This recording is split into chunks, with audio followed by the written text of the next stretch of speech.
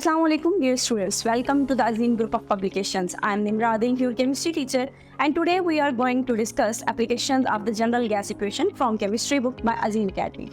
आज कल हमने जो जनरल गैस इक्वेशन डिस्कस की थी that was PV is equal to NRT। तो आज हम उसी इक्वेशन से आगे डिस्कस करेंगे कि आप इस इक्वेशन को यूज़ करके मज़ीद क्या क्या इन्फॉर्मेशन हासिल कर सकते हैं। तो PV is equal to NRT से आप बेसिकली किसी भी चीज़ का मास कैलकुलेट कर सकते हैं। आप इसी इक्वेशन में से मोलर मास को भी कैलकुलेट कर सकते हैं और इसी इक्वेशन की मदद से आप किसी चीज़ की डेंसिटी को भी कैलकुलेट कर सकते हैं। तो हमारे पास बेसिकली जो जनरल गैस इक्वेशन है that is PV is equal to NRT। और अगर इसी में से आपको कहा जाए कि आप किसी भी चीज़ का मास को कैलकुलेट करें तो मास को कैलकुलेट करने के लिए फार्मूला क्या होगा, PV is equal to NRT। और हमें पता है T जो है वो प्रेशर को शो कर रहा है, V वॉल्यूम को शो कर रहा है, N जो है वो नंबर ऑफ मोल्स को शो करेगा, R is your general gas constant and T is your temperature. N की जगह हमें पता है कि नंबर ऑफ मोल्स का फार्मूला होता है given mass divided by molar mass. तो PV is equal to small m divided by capital M और साथ में हम RT को मल्टीप्लाई करेंगे। अब यहाँ से आपने अगर स्मॉल m की वैल्यू कैलकुलेट करनी है, इक्वेशन है PV is equal to small m divided by capital M RT। और यहाँ से अगर स्मॉल m की वैल्यू कैलकुलेट करनी है तो बाकी तमाम पैरामीटर्स को आप बराबर की दूसरी साइड लेके जाएंगे और देन आप किसी भी चीज़ का स्मॉल m की वैल्यू को कैलकुलेट कर लेंगे। तो अगर मैं सारे पैरामीटर्स को दूसरी साइड पे लेके जाऊँ तो इक्वेशन बनेगी m is equal to PVM divided by RT। इसका मतलब ये है कि जनरल गैस इक्वेशन हमें हेल्प आउट करेगी किसी भी चीज़ के मास को कैलकुलेट करने में। उसके बाद नेक्स्ट हमारे पास एक और इसी चीज़ से हमारे पास पोर्शन जो सेकंड एप्लीकेशन है इसका वो ये है कि अगर आप किसी चीज़ के मास को कैलकुलेट कर सकते हैं तो आप इस इक्वेशन को यूज़ करके molar mass of the gas को भी कैलकुलेट कर सकते हैं। सेम वही equation PV is equal to NRT, N की जगह सेम वही value small m divided by capital M। और यहाँ पे स्मॉल m गिवन मास को शो कर रहा है, कैपिटल M मोलर मास को शो कर रहा है। इससे जो पिछला एप्लीकेशन हमने पढ़ा था वहाँ हमने स्मॉल m की वैल्यू कैलकुलेट की थी तो सारे पैरामीटर्स को दूसरी साइड पे लेते गए थे। लेकिन अब जो आपके पास इक्वेशन है उसमें स्मॉल m की वैल्यू कैलकुलेट नहीं करनी बल्कि आपने कैपिटल M की वैल्यू को कैलकुलेट करना है। अगर कैपिटल M की वैल्यू कैलकुलेट करनी है तो हम कैपिटल M को बराबर की दूसरी साइड पर लेके जाएंगे और दूसरी साइड के तमाम पैरामीटर्स को इस साइड पर लेके आए। तो जो इक्वेशन बनेगी that is PM is equal to M over V, साथ में आप R है और साथ में आपके पास क्या मौजूद है T। इसमें बेसिकली मैंने क्या किया, मेरे पास इक्वेशन थी PV is equal to small m divided by capital M RT। मैंने यहाँ से m को दूसरी साइड पे लेके गई हूँ और वहाँ से v को m की जगह रिप्लेस कर दिया तो इक्वेशन बन गई PM is equal to M over V RT। अब m ओवर v हमें पता है कि mass by volume is always equal to density. तो यहाँ अगर मैं डेंसिटी पुट करना चाहूँ तो मैं पुट कर सकती हूँ, लेकिन फिलहाल चूंकि मुझे डेंसिटी का रिलेशनशिप नहीं बताना, मुझे जस्ट ये बताना है कि मॉलिक्यूलर मास भी कैलकुलेट हो सकता है। तो इक्वेशन क्या है, PM is equal to small m divided by V RT। यहाँ से आप P को दूसरी साइड पर लेके जाएं तो पीछे क्या रह जाएगा m। तो capital M is equal to small m RT divided by PV। Capital M molecular mass या molar mass, small m given mass, R general gas constant, T temperature, P pressure and V volume. तो इसका मतलब ये है कि आप general gas equation को use करके स्मॉल m यानी गिवन मास भी कैलकुलेट कर सकते हैं। आप इस इक्वेशन को यूज करके किसी चीज़ का मोलर मास भी कैलकुलेट कर सकते हैं। इसी से फर्दर हम रिलेट करते हैं कि जनरल गैस इक्वेशन को यूज करके आप किसी चीज़ की डेंसिटी को भी कैलकुलेट कर सकते हैं। इक्वेशन वही है PV is equal to NRT, N की जगह क्या आएगा small m divided by capital M। यहाँ से कैपिटल M को आप दूसरी साइड पे लेके जाएं, वहाँ से V इस साइड पे आ जाएगा तो आपके पास इक्वेशन बनेगी PM is equal to small m divided by V RT।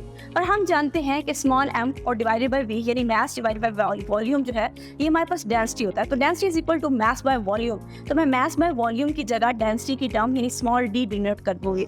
तो इक्वेशन क्या बनेगी, PM is equal to DRT। यहाँ से अगर आपने डेंसिटी की वैल्यू कैलकुलेट करनी है तो आप क्या करेंगे, RT को दूसरी साइड पे लेके जाएं। PM divided by RT is always equal to density.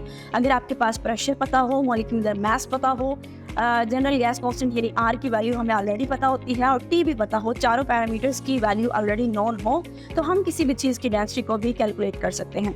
Next हमारे पास रिलेशनशिप है डेंसिटी और मॉलिक्यूलर मास का। इस इक्वेशन को यूज़ करेंगे D is equal to PM divided by RT। अगर इस इक्वेशन को देखा जाए तो जिस चीज़ का मास ज़्यादा होगा उस चीज़ की डेंसिटी उतनी ज़्यादा होगी, जिस चीज़ का मास जितना कम है उस चीज़ की डेंसिटी उतनी कम होगी। तो हम कह सकते हैं कि मास और डेंसिटी, मॉलिक्यूलर मास और डेंसिटी का रिलेशनशिप बेसिकली क्या है, यहाँ पे डायरेक्ट है। अगर हम डेंसिटी और मॉलिक्यूलर मास की अकॉर्डिंग बात करते हैं तो सपोज करें कि हमने प्रेशर भी कांस्टेंट कर दिया है और हमने टेम्परेचर भी कांस्टेंट कर दिया। अगर मैं प्रेशर को भी कांस्टेंट कर दूँ, टेम्परेचर को भी कांस्टेंट कर दूँ, आर वैसे ही जनरल गैस कांस्टेंट है, तो मेरे पास इक्वेशन क्या बनेगी, D is directly proportional to M, यानी डेंसिटी डायरेक्ट रिलेशनशिप रखती है मॉलिक्यूलर मास के साथ। जितना मॉलिक्यूलर मास इंक्रीज करेगा, डेंसिटी भी उसी के अकॉर्डिंग इंक्रीज करेगी। उसके बाद नेक्स्ट रिलेशनशिप है between density and pressure. Equation है D is equal to P M divided by R T. T के साथ भी रिलेशनशिप क्या है, डायरेक्ट। तो जितना ज़्यादा प्रेशर ज़्यादा होता जाएगा उसके अकॉर्डिंग बेसिकली डेंसिटी भी क्या होती जाती है, इंक्रीज। यहाँ पे मॉलिक्यूलर मास और आर और टी तीनों पैरामीटर्स कांस्टेंट होंगे, तो डेंसिटी का डायरेक्ट रिलेशनशिप क्या होगा, प्रेशर के साथ। तो जितने ज़्यादा प्रेशर ज़्यादा होगा, यानी गैस के मॉलिक्यूल जितने ज़्यादा क्लोज होंगे, उतनी ज़्यादा हमारे पास डेंसिटी भी इंक्रीज कर देंगे। लास्ट जो रिलेशनशिप है वो है जी डेंसिटी का और टेम्परेचर का। अगर मैं डेंसिटी और टेम्परेचर की बात करूँ तो D is equal to P M divided by R T. T के साथ भी डायरेक्ट रिलेशनशिप है, मॉलिक्यूलर मास के साथ भी डायरेक्ट रिलेशनशिप है, रह गया क्या, टी। तो टी के साथ डायरेक्ट रिलेशनशिप नहीं है डेंसिटी का, बल्कि इनवर्स रिलेशनशिप है। इसका मतलब ये है कि जैसे ही मैं टेम्परेचर इंक्रीज करूंगी, काइनेटिक एनर्जी बढ़ेगी, मॉलिक्यूल दूर दूर जाएंगे, और जितना मॉलिक्यूल दूर दूर जाएंगे इसका मतलब वो वॉल्यूम ज़्यादा ऑक्यूपाई करेंगे और डेंसिटी उस चीज़ की उतनी कम हो जाएगी। तो मैं कह सकती हूँ कि जो टेम्परेचर और डेंसिटी है, इनका रिलेशनशिप क्या होता है, इनवर्स। इसी चीज़ को मजीद एक्सप्लेन करने के लिए, इस पोर्शन को एक्सप्लेन करने के लिए कि जनरल गैस इक्वेशन के कुछ एप्लीकेशंस भी हैं कि स्मॉल एम की वैल्यू, ये कैपिटल एम की वैल्यू, ये डेंसिटी और डेंसिटी का रिलेशनशिप प्रेशर के साथ, टेम्परेचर के साथ, मॉलिक्यूलर मास के साथ भी है। इन तमाम चीज़ों को सामने रख के हम एग्जाम्पल नंबर 4 को सॉल्व करने की कोशिश करते हैं। एग्जाम्पल नंबर 4 जिसकी स्टेटमेंट है, calculate the mass of 1 cubic decimetre of the ammonia gas at 30 degree centigrade. इस वक्त आपके पास वॉल्यूम जो है वो 1 क्यूबिक डेसीमीटर है, और यहाँ पे जो आपके पास टेम्परेचर है that is 30 degree centigrade, and pressure जो है दैट इज 1000 मिलीमीटर मर्करी। और आप आगे वो क्या कह रहे हैं, वो कह रहे हैं consider ammonia is behaving ideally. और आप सपोज करें कि जो आपके पास अमोनिया गैस है वो एक आइडियल गैस के तौर पर बिहेव कर रही है। तो इस क्वेश्चन को हम सॉल्व किस तरह करेंगे, प्रेशर की वैल्यू हमारे पास गिवन है लेकिन वो मिलीमीटर ऑफ मर्करी में है, तो मैं मिलीमीटर ऑफ मर्करी को बेसिकली एटीएम में कन्वर्ट करूँगी। तो मैं क्या करूँगी, जो मेरे पास प्रेशर की वैल्यू है उसको मैं 760 से डिवाइड करूँगी, तो मेरे पास किस में कन्वर्ट हो जाएगा, एटीएम के अंदर। वॉल्यूम मेरे पास 1 क्यूबिक डेसीमीटर ऑलरेडी गिवन है, टेम्परेचर 30 डिग्री सेंटीग्रेड है, तो 30 डिग्री है, तो डिग्री को मैं कैल्विन में कन्वर्ट करूँगी, तो 30 डिग्री प्लस 273 ऐड करके दैट इज 303 कैल्विन।